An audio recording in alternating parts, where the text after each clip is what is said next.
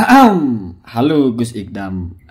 Jadi yafirruna minal ulama wal fuqaha, lari dari ulama, lari dari kiai, lari dari habib. Kita cari di sarah hadisnya, kok nggak muncul nama Habib. Ini memerkosa hadis atau bagaimana ini? Sebetulnya yang nggak muncul bukan hanya Habib, kiai juga nggak muncul di situ. Kamu cari di kitab manapun nggak muncul diksi kiai di situ. Yang ada ya ulama dan fuqaha. Tetapi begini, berbahasa itu kadang-kadang kalau dalam balaghah itu ada min itlaqil juz wa iradatil kul, ada kebalikannya, min itlaqil kul wa iradatil juz. Artinya apa? Kadang kita menyebut sesuatu itu secara keseluruhan, tetapi yang dimaksud adalah sebagiannya saja. Kadang sebaliknya, kita menyebut sesuatu itu secara sebagian saja, padahal maksudnya keseluruhan. Contohnya yang ketika kita menyebut dalam Al-Quran misalnya lahmul hinzir, haram daging babi. Apakah yang haram hanya dagingnya? Oh enggak, ya tulangnya ya haram, ya kulitnya ya haram, ya lemaknya ya haram. Seluruh babi itu haram. Tapi Al-Quran cuma nyebut dagingnya. Itu berarti itlaqul juz'i ma'a iradatil kulli. Itu balaghah. Ada yang sebaliknya, itlaqul kulli ma'a iradatil juz'. Misalnya kullu bid'atin, bahkan semua bid'ah dolalatun adalah sesat, tapi kita mengenal ada bid'ah yang tidak sesat. Oh, berarti walaupun disebut semua, sebetulnya yang dimaksud sebagian saja, yaitu kullu bid'atin sayyi'atin dolalatun. Setiap bid'ah yang sayyi'ah, yang buruk, itu adalah sesat. Atau kadang kita, itu kalau tidak salah nama majasnya majas mursal ya. Ya pelajari itu. Kemudian ada juga kadang itu hadfus sifat, dzikrul mausuf ma'ahadfis sifat. Kita sebut sesuatu, kita buang sifatnya atau kita buang keterangannya sehingga seolah-olah general. Ya sama termasuk kullu bid'atin itu. Setiap sesuatu itu di dunia itu mesti punya sifat. Entah baik, entah buruk. Tidak ada benda itu tidak ada sifatnya. Maka terkadang sudah masyhur kalau kita menyebutkan sesuatu itu tanpa kita sebutkan sifatnya, tetapi dari qarinah, hanya dari pemahamannya itu ada sifat itu. Jadi bid'atin sayyi'atin, sayyi'atinnya dibuang. Tetapi maksudnya adalah setiap bid'ah yang buruk. Nah, misalnya begini. Kita terapkan kepada konsep dalam hadisnya adalah lari dari ulama, lari dari fuqaha, lari dari kiai, lari dari habaib. Mesti kedua kelompok yang disebut belakangan ini adalah yang bersifat ulama, yang bersifat fuqaha. Walaupun kenyataannya tidak semua habib, tidak semua kiai itu ulama atau fuqaha, ya nggak ada masalah juga. Kita sebutkan kiai dan habaib dalam artian yang ulama. Saya bukan mengkritik, saya kan sudah bilang tidak mau mengkritik orang, tetapi saya menjelaskan saja.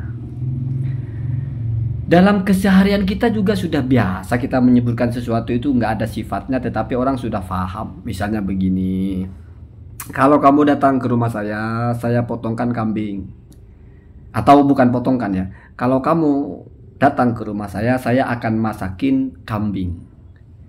Itu mesti Pak, nggak mungkin dia datang lalu kamu kambing hidup-hidup, kamu cebulin, kamu masak. Enggak. Mesti kambing itu yang sudah dipotong.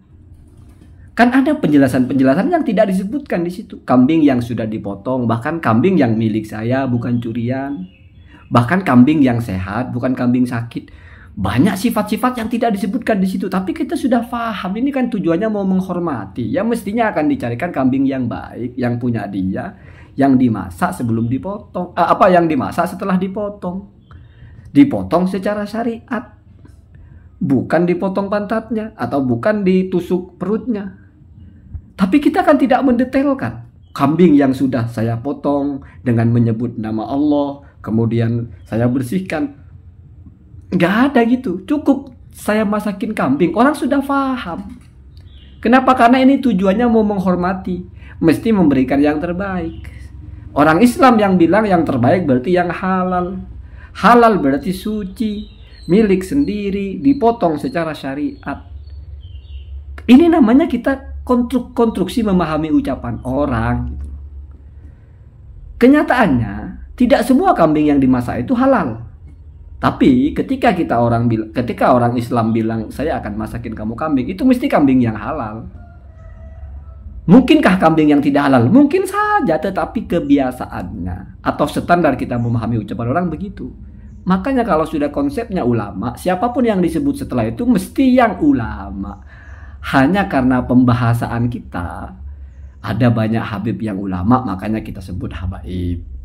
Ada kiai yang ulama, kita sebut kiai. Apakah ada habaib yang bukan ulama? Banyak. Apakah ada kiai yang bukan ulama? Banyak, Pak. Banyak. Jadi begitu cara memahami ucapan orang. Tapi kalau mau dipaksa itu memerkosa, itu enggak ada dalilnya, enggak ada nyebut habib. Yang nyebut kiai juga enggak ada di situ. Jadi kan kita jadi tidak kenal siapa yang mau kita ikuti. Ulama yang mana? Ya kita sebut yang paling umum saja. Ya ulama itu biasanya ya kiai, biasanya ya habib. Apakah semua kiai ulama? Enggak, Pak. Banyak yang orang disebut kiai juga ya ulama juga bukan ya. Boro-boro ulama ya. Habib juga ya, apalagi banyak yang bukan ulama. Habib yang jadi tukang ojek online banyak. Pedagang banyak, yang tidak memahami agama betul-betul ya banyak juga. Ya bukan itu yang dimaksud. Jadi ini masuk kepada min itlaqil kul ya. Bahkan tidak pakai kul juga di situ. Tidak bilang ikuti semua habaib juga. Tidak bilang diikuti semua kiai juga, enggak begitu. Atau menjauhi semua habaib, menjauhi semua kiai, enggak gitu bahasanya. Hatta yang memakai diksi semua itu pun tidak lalu semua.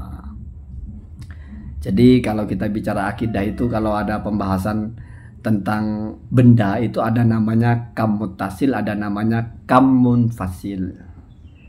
Kam munfasil dulu. Kam munfasil itu adalah bagian dari satu kelompok. Misalnya manusia, ada maman, ada mimin, ada mukidi. Itu namanya kam munfasil, susunan dari satu kelompok.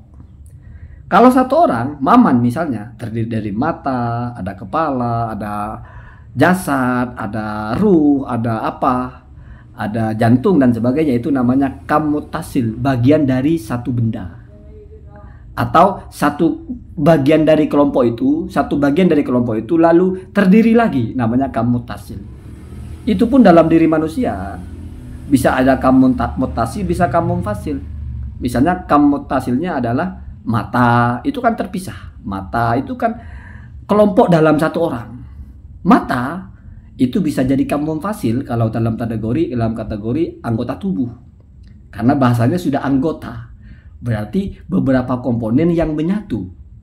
Jadi mata itu sama dengan mukidi dalam kategori manusia. Mata sama dengan satu bagian dari kategori kelompok, yaitu anggota tubuh seorang mukidi. Mata di situ ada kam muttasilnya lagi. Apa yang ada di mata itu? Ya korneanya lah, atau mungkin selaputnya lah, atau mungkin apanya lah. Jadi kalau kita menyebut sesuatu, kalau orangnya tidak menjelaskan apakah semua, apakah bagaimana, berarti kita jangan ngegas seolah-olah itu berarti ikut semua habib, mau yang bodoh, mau yang bejat, mau yang apa, jangan dijauhi. Gak gitu juga memahami ucapan orang. Sama dengan saya akan masakin kamu kambing, oh berarti kambing apa aja itu? Kambing curian, kambing bangkai nggak dipotong, atau mungkin kambing plastik atau apa? Enggak begitu ya. Ini bukan kritik ya. Jadi kamu jangan bilang saya kok mengkritik lagi. Saya kan bilang tidak mau mengkritik. Ini nggak mengkritik. Ini kita bicara. Yang kamu percaya nggak percaya, terima nggak terima. Allahumma hadina ada sabil.